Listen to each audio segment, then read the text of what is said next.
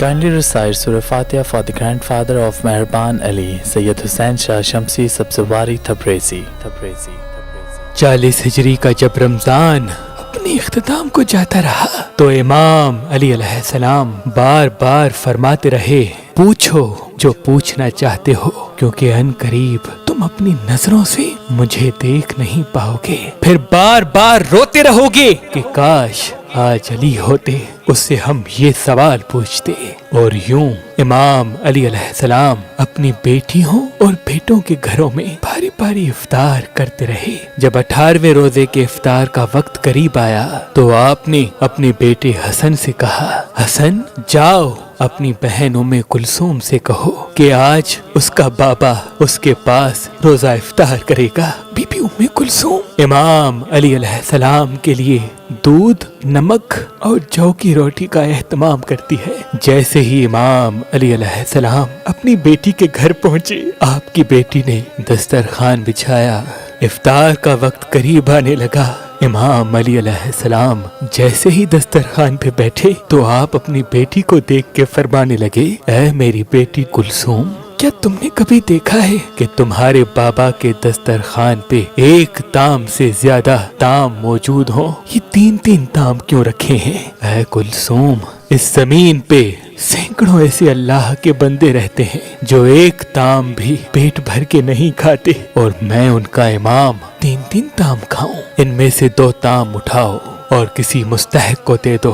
बीबी उम्मे कुलसूम ने ये चाहा कि मैं दूध को इमाम अली अलैहिस्सलाम के लिए रखूं और नमक को उठा लूं। जैसे ही बीबी ने हाथ करीब किया, इमाम अली अलैहिस्सलाम फरमाने लगे, ऐ कुलसूम, ये दूध पड़ोस के यतीम बच्चों के लिए रख देना। इमाम अली अलैहिस्सलाम ने नमक से रोजा इफ्तार किया और फिर अल्लाह की इबादत में मशगूल हो गए। अल्लाह की इबादत भी कर रहे हैं और बार बार आसमान की तरफ देख के ये फरमा रहे हैं कि आ गई वो रात जिसका इस अली से वादा हुआ था। बस जैसे ही फजर का वक्त करीब आने लगा तो आपने रोजे की नियत की, अमामा सर पे रखा, अबातोश पे ली और उन नालेन को अपनी कदमों में पाया जो जगह जगह से सी हुई थी। फिर आप मस्जिद कूफा की तरफ रवाना हुए।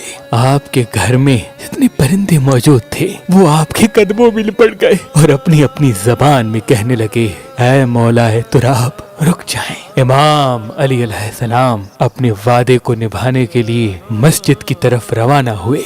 19 रमजान की रात जैसे ही आप मस्जिद कूफा में पहुंचे तो जो इंसान मस्जिद में सोए हुए थे उनको आपने जगाया। उनमें आपका कातिल अब्दुर्रहमान इब्ने मुलजिम भी था। उसने जैसे ही इमाम अली अलैहिस्सलाम को देखा तो इमाम अली अलैहिस्सलाम ने फरमाया, फजर के वक्त अल्लाह के घर में सोना अल्लाह को पसंद नहीं, उठो और अपने फैल को अंजाम दो। ये कह के आप मेहराब की तरफ रवाना हो गए और अजान देने लगे। आपकी आखिरी अजान जैसे ही कूफे की गलियों में गूंजी तो एक कोहराम बर्पा हो गया। हर कोई रोने लगा कि आज ही आसमान का रुख कुछ अजीब लग रहा है। इमाम अली अलैहिस्सलाम बाद अजान जैसे ही अल्लाह की इबादत के लिए मुसल्ले पे पहुंचे, क़याम किया, रुकू किया, सजदे में गए तो अब्दुर्रहमान इब्ने मुलजिम जो अपने साथ एक तलवार छुपा के आया था जो जहर में डूबी हुई थी, आप जैसे ही सजदे में गए तो उस मलऊन ने सजदे की हालत में आप पे वार कर दिया। बस जैसे ही आपके सर पे उस ज़र्ब का लगना था आपने फरमाया, फुस्तो बे रब्बिल काबा, काबे के रब की कसम आज ये अली कामयाब हो गया। मस्जिद में कोहराम बर्पा हो गया। आपके सर के खून से मस्जिद का मेहराब रंगीन हो गया, आसमान सुर्ख हो गया, नमाजी सब सर पीटने लगे। इतनी देर में आपके चाहने वालों ने आपके कातिल को पकड़ा और आपकी तरफ लेके आए और कोई आपको जख्मी देख के शहद का शरबत लेके आया। इमाम अली अलैहिस्सलाम ने जैसे ही अपने कातिल को देखा कि उसके चेहरे पे मौत का डर है तो जो चाहने वाला इमाम के लिए शहद का शरबत लेके आया था, आपने उस चाहने वाले से कहा, ऐ मुझसे प्यार करने वाले, ये शरबत मेरे कातिल को पिला, क्योंकि इसके चेहरे का डर ये बताता है कि इस शरबत की मुझसे ज्यादा इसको जरूरत है। और सख्ती से फरमाने लगे कि कोई भी मेरे कातिल के साथ बदसलूकी ना करे। अगर मैं इस ज़र्ब की वजह से शहीद हो जाऊं तो इसको भी सिर्फ एक ही ज़र्ब लगाना। अगर एक ज़र्ब से ये बच जाए तो इसको आज़ाद कर देना। अगर उस एक ज़र्ब से ये मर जाए तो मेरे कातिल के जिस्म की बेहुरमती ना करना, इसके गुस्लो कफन का एहतमाम करना, इसके जिस्म के हिस्से न काटना, क्योंकि मैंने अल्लाह के रसूल से सुना कि अल्लाह ऐसे इंसान पे लानत करता है जो मरे हुए इंसान के जिस्म के हिस्से काट कर उसकी तौहीन करते हैं। फिर आप फरमाने लगे, हसन आओ नमाज पढ़ाओ। इमाम हसन अलैहिस्सलाम ने नमाज फज्र पढ़ाई और फिर इमाम अली अलैहिस्सलाम को अपने घर की तरफ लेके जाने लगे। आपके मुकद्दस खून से आपकी सफेद दाढ़ी सुर्ख हो चुकी थी और जहर में डूबी हुई तलवार का जहर आपके जिस्म में फैलने लगा था। इमाम अली अलैहिस्सलाम जैसे ही अपने चाहने वालों के साथ अपने घर के करीब पहुंचे तो आपने फरमाया, अब्बास, हसन, हुसैन, मेरे चाहने वालों को कहो कि यहीं से वापस चले जाएं, क्योंकि मेरे ज़र्ब लगने की खबर मेरे घर पहले पहुंच चुकी है। मैं नहीं चाहता कि मेरी बेटियों के रोने की आवाज मेरे चाहने वालों के कानों तक पहुंचे। तमाम सालहीन को अपने अपने घरों के लिए वापस पलटाया गया। इमाम अली अलैहिस्सलाम जैसे ही घर पहुंचे तो बीबी ज़ैनब और उम्मे कुलसूम रोने लगी। घर में कोहराम बर्पा हो गया। आपने फरमाया, घबराओ नहीं, अल्लाह के हर फैसले में मसलहत होती है। बस आप बिस्तरे बीमारी पे आए, तबीब ने देखा तो रो रो के फरमाने लगे कि इमाम अली अलैहिस्सलाम के जिस्म मुबारक में जहर फैल चुका है, जितना हो सके इमाम अली अलैहिस्सलाम को दूध पिलाएं। ये बात जैसे ही कूफे की गलियों तक पहुंची तो नन्हे नन्हे यतीम बच्चे अपने हाथों में दूध लिए इमाम अली अलैहिस्सलाम के दरवाजे तक पहुंचे और कहने लगे, या हसन, या हुसैन, हमारे इमाम को हमारे हिस्से का दूध पिलाएं। हम एक मर्तबा यतीम हो चुके हैं, दूसरी मर्तबा नहीं होना चाहते। आप बिस्तरे बीमारी पे भी मुसलसल अल्लाह का जिक्र करते रहे। जैसे ही 19 का दिन गुजरा और 20 रमजान की रात आई, आपने फरमाया कि अब मेरे हुजरे में कोई भी नहीं आए, क्योंकि इस दुनिया के जिन्नात मेरी जियारत को आने हैं। जब 20 रमजान का दिन तुलू हुआ तो आपने फरमाया, हसन जाओ मेरे चाहने वालों को बुलाओ। जैसे ही आपके चाहने वाले आपके करीब पहुंचे, वो देखें इमाम अली अलैहिस्सलाम का चेहरा मुबारक पूरे जिस्म में जहर फैलने की वजह से जर्द हो चुका है। आपने फरमाया, पूछो, आज भी अली तुम्हारे साथ है। मैं जमीन के रस्तों से ज्यादा आसमानों के रास्ते जानता हूँ, पूछ लो, क्योंकि जब तुम अपनी आंखों से मुझे नहीं देख पाओगे तो बार बार पछताओगे कि काश कुछ और पूछ लेते।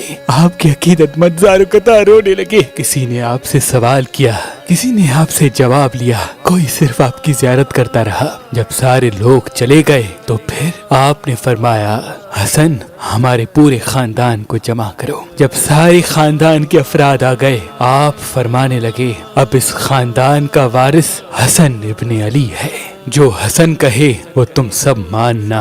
और इमाम हसन से फरमाया, ऐ मेरे बेटे हसन, अपने नाना की सुलह हुदैबिया को याद रखना। जहाँ तक हो सके इंसानों में अमन और मोहब्बत का ख्याल रखना, ताकि इंसानों का खून न बहे। फिर आपने फरमाया, हसन और हुसैन, मेरी शहादत के बाद मेरे जनाजे की, मेरी कब्र की किसी को खबर तक न देना। मेरा जनाजा ऊँटनी पे रख देना। पीछे से हसन और हुसैन तुम उठाना, आगे से जिब्राइल और मीकाइल उठाएंगे, क्योंकि मुझे पता है कि अल्लाह के दीन के दुश्मन मेरी शहादत के बाद ये चाहेंगे कि इस अली की कब्र को खोद कर अली के जनाजे की तौहीन करें।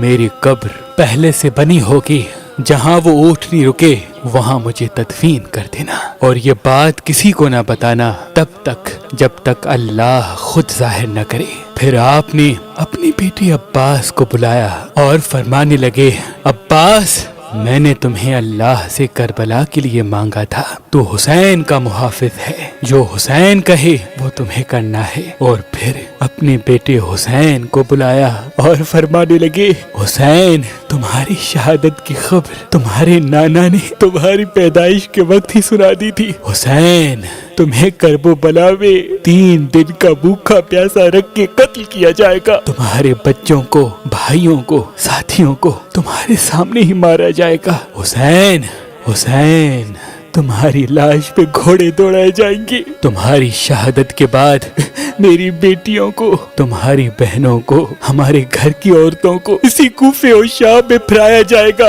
ان کو پتھر مارے جائیں گے۔ حسین، جب تمہارا آخری وقت ہو اور الوداع کہنے بیبیوں کے خیمے میں آؤ تو اپنی بہنوں کے بازو چوم کے یہ کہنا کہ بابا نے کہا تھا کہ اسلام کے لیے ہر غم سہنا اور اسلام کے پرچم کو ہمیشہ بلند رکھنا، ہر موڑ پہ اللہ کے رسول کی نبوت کی گواہی دینا۔